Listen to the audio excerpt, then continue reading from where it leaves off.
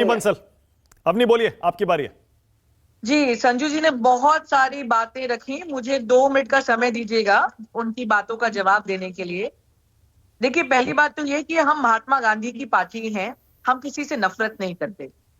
हमारी समस्या ये है, जिसका जवाब बीजेपी प्रवक्ता किसी डिबेट पे दे ही नहीं पाते हैं, कि पिछले 10 सालों में मोदी जी करने के अलावा बीजेपी ने किया ही क्या है, लोगों के लिए क्या काम किया है।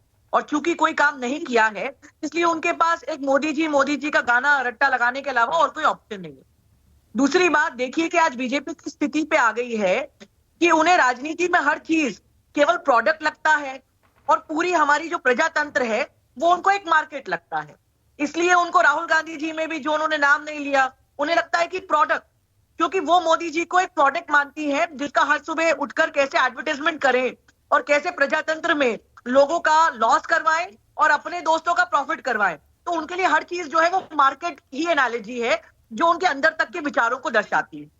तीसरी बात, जो उन्होंने कहा कि अलायंस के पास चेहरा क्या है, कॉमन मिनिमम प्रोग्राम क्या है, एजेंडा क्या है।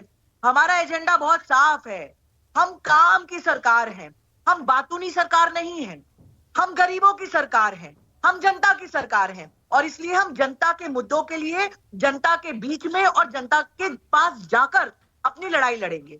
अब एक बात इन्होंने जो चेहरे की पूछी कि चेहरा कौन है, मैं उनसे ये पूछना चाहती हूं कि मध्य प्रदेश में जहां पे आप शिवराज सिंह चौहान के चेहरे पर पूरा आपने चुनाव लड़ा, जब आपके बैनर पोस्टर लगे तब आपने 15 लोगों के चेहरे लगा दिए। तो आपके जो कोई प्रिंसिपल्स है वो है, या आप केवल अपनी सहूलियत के अनुसार जब जो बात लगता है उस तरफ आप बैठ जाती हैं? तो आपका कोई एक प्रिंसिपल स्टैंड नहीं है। अलायंस के पास मुद्दे हैं, अलायंस जो है देखिए, चुनाव में ना अपनी चुनाव में ये प्रिंसिपल्स, मूल्य चुनाव जीतने के लिए लड़े जाते हैं। अब आप शिवराज सिंह की बात कर रही हैं, शिवराज सिंह को हो सकता है कि बीजेपी इस बार लोकसभा चुनाव में भी उतार दे, वसुंधरा राजे को लोकसभा में उतार दे, रमन सिंह को लोकसभा में भी उतार दे। मानक भाई, मैं आपकी बात से सहमत हूं। जब लोकसभा का युद्ध होता है तो हर व्यक्ति अपनी बेस्ट स्ट्रैटेजी करेगा।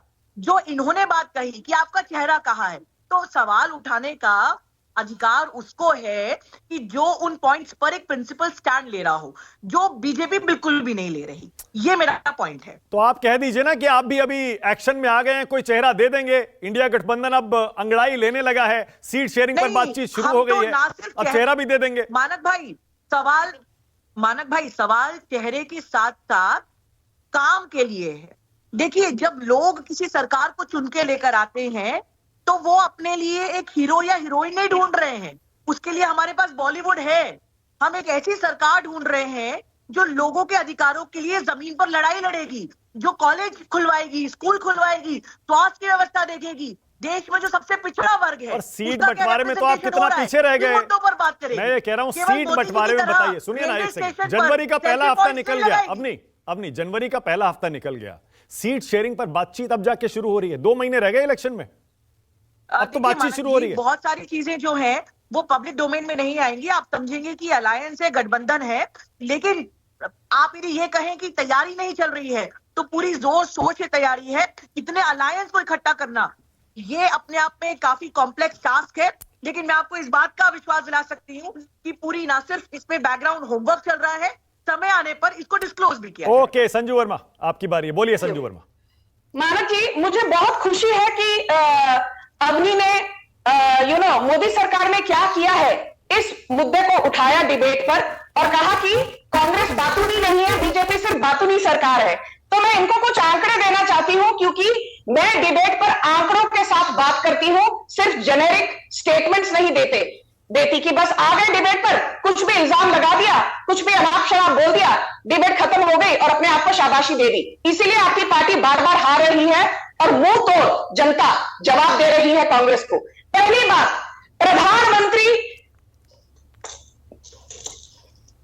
मानक जी मेरी आवाज आ रही है? बोलिए संजू, आ रही है। ओके, पहली बात, प्रधानमंत्री जनधन योजना, 50 करोड़ से ज्यादा बैंक खाते खुले हैं पिछले 9.5 सालों में। और आपको जानकर खुशी होगी कि 76% जो बैंक खाते खुले हैं, मोर देन 76%, ये दलित, शेड्यूल ट्राइब्स और जो पिछड़ा वर्ग है ये लाभार्थी रहे हैं। 10 करोड़ प्रधानमंत्री उज्ज्वला योजना के चलते महिलाएं ये लाभार्थी रही हैं। प्रधानमंत्री आयुष्मान भारत योजना, जो आयुष्मान योजना है, ये वर्ल्ड की सबसे बड़ी हेल्थ इंश्योरेंस स्कीम है, जिसके चलते 11 करोड़ हाउस होल्ड्स यानी 50 से 55 करोड़ लोगों को इसका फायदा मिला है। फिर बात करते हैं प्रधानमंत्री मुद्रा योजना। आपके शो पर आने से पहले मैंने देखा, मेरे में उत्सुकता थी, 24 लाख करोड़ और 41 करोड़ लोन एप्लीकेशंस प्रोसेस हो चुकी हैं प्रधानमंत्री मुद्रा योजना के तहत, the world's largest self employment scheme. लगभग 3 लाख करोड़ दिया गया है किसानों को अंडर प्रधानमंत्री किसान सम्मान निधि योजना। प्रधानमंत्री फसल बीमा योजना में सिर्फ 1.5 से 2% इंश्योरेंस प्रीमियम देकर संजू, 30 करोड़ लोगों को लाभ हुआ है। आपसे अवनी ने पूछा, आपने जवाब दे दिया। ओके, अब रुक जाइए। आज के मुद्दे